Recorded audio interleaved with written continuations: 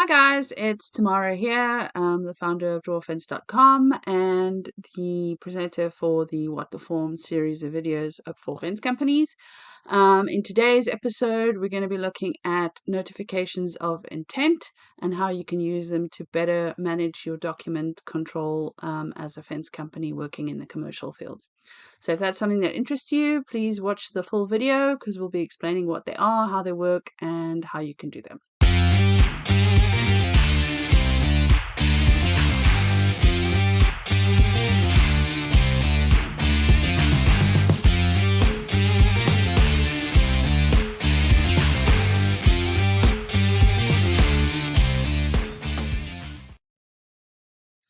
Right. So today we're going to talk about something that I've been using probably for about 25 years, as long as I've been in the fence business, which is a notification of intent.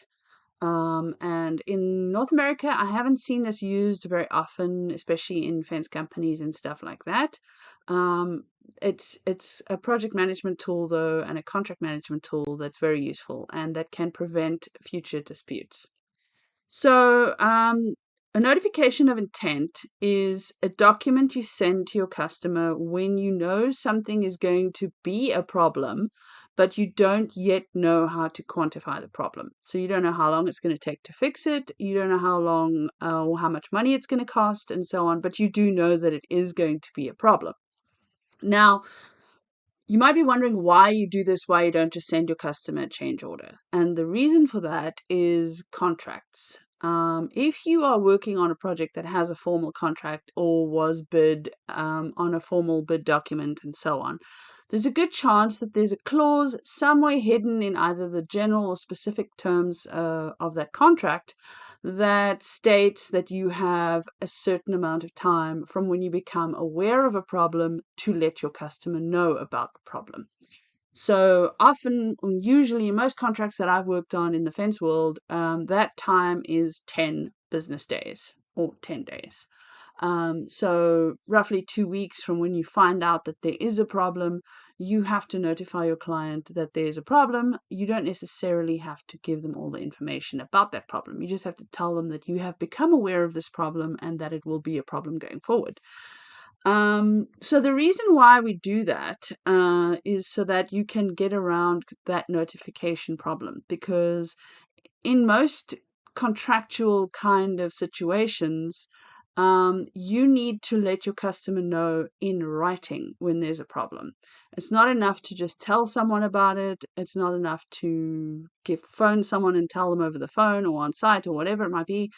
And just for practical reasons, that person that you told might leave the company before you actually send in the change order, or something, they might end up in hospital or something like that. And there's no way for the customer to verify that that actually happened, which is why these kinds of things always have to be done in writing.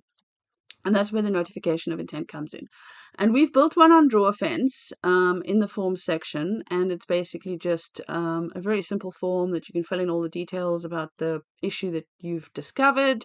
And then you can just send that to your customer. I've used form letters in the past. Anything that you could put on your letterhead, or even an email can serve as a notification of intent. The problem with that, though, is of course emails can be deleted, or you can get a virus, or something can happen to the email account, or you could be hacked, or whatever the case may be. So it's always better to do it in a formal kind of a document, and that document is the notification of intent. So what the notification of intent is and what it consists of is just a letter that you send to your customer that states which project is for, where the project is, all those kinds of details, and then also what the problem is that you've encountered, and when you expect to know more so that you can give them a change order request or something like that.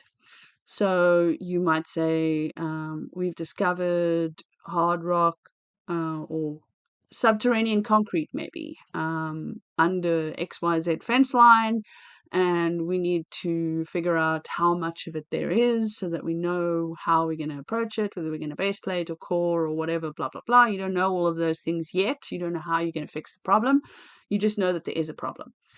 And then you send that notification of intent to your customer and you keep it in your project file. And then once you know all the details, the cost and time implications, and whether there's spec changes required, and so on, you can send that to your customer and you can do that as a change order. This also gives your customer a chance to respond and say, okay, you are aware of this problem. Maybe we can move that fence line. And that lets them get their team involved, and before you start doing all the calculations for change orders and all those kinds of things. So this is a really useful document, and I know a lot of people hate paperwork and stuff like that, but honestly, the 5 minutes it takes you to put this on a document and send it to your customer is going to save you hours and a lot of pain and heartache later on. Because if you haven't complied with the contractual requirements to let them know that there is a problem that could have a cost or time implication, and then later on you come with a change order, they might tell you they're just not going to entertain your change order. Doesn't happen very often, but it does happen. And as always, the best thing to do is just cover your butt before you even get to that situation. And the best way to do that is to send your customer a notification of intent. I hope this has been helpful. This has been another episode of What the Form, where we discuss documents and things like that you can use to improve your commercial fence business. In the next little bit, we're going to go over the document that we've got on Draw a Fence. You can, of course, do your own document. You can send it on a letterhead, you can send it as an email, you can even write it on a piece of paper. As long as it's in writing and it's formalized, it is a legal document and will form part of the contract, and that will save you a lot of time, money, and effort later on. Anyway, let's get into it. Thanks, bye. Right, so now that you know what a notification of intent is and why we use it to sort of preemptively get the paperwork process started and be proactive on contractual issues on fence projects, I thought I'd show you quickly how the notification of intent form on the Draw Fence site works. So, like all our other forms, this is designed to make it as quick and easy as possible for fence companies to be able to generate these kinds of forms, and also because everything saves into the My Files area and cannot be deleted, you'll never lose another piece of paperwork related to a project. So all you have to do is look up a project name or even a client and so on, or if you know what the notice of intent number is for a particular document, you can look that up as well. But it makes it really easy to find all the paperwork related to a project so that you have that full paper trail. And if you've ever tried to do this in an email inbox or in a binder of hard copies and stuff like that, you'll know why this is super valuable, because you'll probably spend a whole lot of time trying to find that one elusive piece of paper that you need to prove something to your client. So, as with all our forms and all our drawing generators and everything, you would just select the company that you want to send it from, or the company or the user account, because as you know, if you're a DrawFence user, you can have up to 3 different profiles. So it could be 3 branches, it could be 3 estimators, it could be 3 different divisions of your company, whatever that might be. And you can also have up to 3 different logos. So even if you have 2 separate companies that you work from, you can have them both in the same Draw a Fence account, as long as you make sure you're using the right company and logo when you're generating forms and documents. Next up is the project information, and again, this is standard across most of our forms and documents. Will be the project name, the client name, the number of the document, and if you've watched a previous video about document control, you will know how important numbering is. Revision numbers a bit less so, although there might be situations where you have to issue a revision, so you would just come back in here, redo it, call it 01 instead of 00, and then change whatever it is that you want to put on the document. So the next part is the notice of intent, notification of intent information, and this is just the person that you're sending the notification of intent to. Usually this will be whoever your customer contact is, and then from there they can figure out where it's going to go and stuff like that. So again, notification of intent isn't a final anything. It's not going to tell them the amount, if there's going to be a cost implication. It's not going to tell them how much time is going to be added to a project or removed from a project, if it's omitting something or something like that. All a notification of intent does is opens the door for those things in a contract, because very often a contract for commercial fence and so on will have a time limit on how long you have to let the customer know that something is a problem. Often it's 10 days. So 10 days after you become aware of a problem, you have to let the customer know that there is a problem. You don't necessarily have to give them all the information to solve that problem. You just need to let them know that it exists, and then that opens the door for everything else that comes after. So you would put the recipient name, which would be your customer contact, and then we've got a bunch of drop downs here of the most common reasons for notification. So inclement weather, and this is unseasonably inclement weather. So if you are working on a job site and it is the middle of winter in Canada, you know it's going to be cold. So you can't really tell them that it's too cold to install the fence. But if you were working in the summer and it's usually fairly dry and you have weeks and weeks and weeks of rain coming or something like that, you might send your customer a notification of intent to say that you won't be finishing the project in the original timeline because of unseasonably inclement weather, and just to make them aware of that. And obviously you don't know when the rain's going to stop, so you can't tell them how much time is going to be added to the contract period, but you can tell them that there is a problem. So then change to the scope. That would be something that your customer would have told you, or maybe you get to site and there's a design issue that wasn't addressed in the bid documents or something like that. So you have to change what you're actually going to be doing on site, and that is why you would the reason for the notification would be changed to scope. Change the specification. Sometimes this happens that you're already on site and the customer decides they want to change something about the specification. Obviously, that's going to have an impact on the timeline and possibly on the cost of the project as well. So that would also be something that you would need to notify them, but not necessarily. You might still need to be waiting for prices from suppliers or something like that. So you don't necessarily have the concrete information for them in that moment. But as soon as you send them the notification of intent, it opens the door for those things to be done later. Change the scope and specification. Sometimes it happens that the scope and the specification change at the same time, and again, you might not have all the information once you know that that is a problem, but you still need to let your client know within that contractually specified time frame. No access. I've had this happen fairly often over the years where a client will say, "We're ready for you. You need to be on site. We need to get this fence in, blah, blah, blah." And then you get there and the fence lines are not available to you. Or maybe there's still somebody working along the fence lines. Maybe they've um, done excavation and they haven't backfilled yet and it's nowhere near where the finished grade is. Maybe there's a big ditch that you can't get your machines across. So those are all things that you would fall into the no access category and would potentially trigger a notification of intent to your customer. Third party work on fence line, that's a bit more specific, but it's the same kind of principle. If somebody else is working on the fence line where you need to be and you can't work there, either they need to get rid of the person working on the fence line, which they might not be able to do, or there's going to be either standing time costs or mobilization costs, demobilization costs, and so on and so on and so on. And then damage to materials or work. So this would be like obviously if somebody, let's say you've put up a section of fence and a truck drives into it. You need to notify the customer that there is going to be an issue, that there is going to be a cost implication, that there is going to be an insurance claim, and so on and so on and so on, but you might not be able to quantify it yet because you might not know how much of the original material is salvageable, and so on and so on. My advice is always, as soon as you know that there's a problem of some kind, send your customer a notification of intent so they have a record of it, and then that buys you time to figure out all of the rest of it.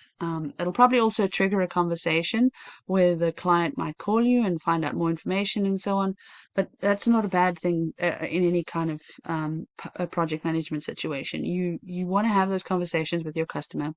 You want to make them aware that there's a problem. It is likely to have a cost and a time implication, but you don't know yet what that will be, so you're just giving them a heads up to watch for that additional future documentation. Next, you've got a description, and I've just put something random in here, so I'm just going to change, okay, let's change the specification. I just put something random in here, but this is basically what it is. So we require a design change for the fence over the culvert at the west corner. We are unable to quantify the additional cost or time implication until the design suggestion is approved or an alternative is suggested. So maybe you've already given someone a sketch of something that you're thinking of doing and so on, but they need to tell you if that's okay. And once they tell you it's okay, then you can put in a change order request. Or if they tell you something else that you need to do, then you need to price that and again put in a change order request. So this is really just the first step in that process to formally let your customer know there is a problem. It's going to affect the time or cost or both, and this is why, and this is why we can't give you that information just yet. Next is follow up expected by. So that's just a date that you would put in there. So how soon do you expect to have that kind of information? And you can put whatever date you want in there, whether it's a week in the future, 2 weeks, a month, whatever it might be. Obviously take into account the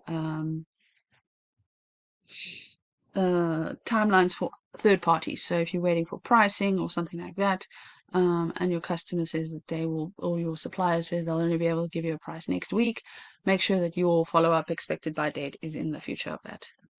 Right, and then like a lot of our digital forms, you can sign this digitally, so you can select a file that you've got saved of your signature and upload the file. And we have actually made a video about how to take the backgrounds out of signature files as well. So it's worth watching that. You'll find it on our YouTube channel as well. So you can either select and upload there, or you can just create the form and then manually sign it, or sign it in Adobe Writer or something like that, and then just send it off to your customer. But it does need to be signed, obviously. I'm not going to skip that because I don't need to sign this document right now. So I generate this, and like all of our forms, it's going to give you the title block, your logo, your company information, and all of these forms are designed to look uniform, so they all use the same fonts, they all use the same basic layout, and so on and so on. And then this would be what it's going to generate. So, dear Mr. Smith, during the course of the installation of your fence and gates your project, it'll fill in the project name there, and obviously Mr. Smith will be whatever your customer's name is that you put in above. It has come to our attention that there is an issue related to a change to the specification. So this will also pull from whatever you've selected over there. So this will basically write the letter for you. You just have to select what you need to from the form. May impact the project in a contractually significant manner. Now, contractually significant just means that it's going to change either the price or the timeline or both. Based on currently available information, our team has defined the issue as follows. And then whatever you put into that description box is going to come in over here. We require a design change for the fence over the culvert area, blah, blah, blah. While we are not yet able to quantify the exact impact this will have, we wish to provide you with this written notification that a change order request will be submitted once we can do the same. And that's the important part. You're leaving the door open for that future change order. You're preparing them mentally for the fact that it's going to arrive. And also, when you're doing a change order, very often you need a response and a confirmation fairly quickly. Otherwise, it might delay things further. So this gives your client the heads up that this is coming so they can focus some attention on it and get that turned around as quickly as possible for you.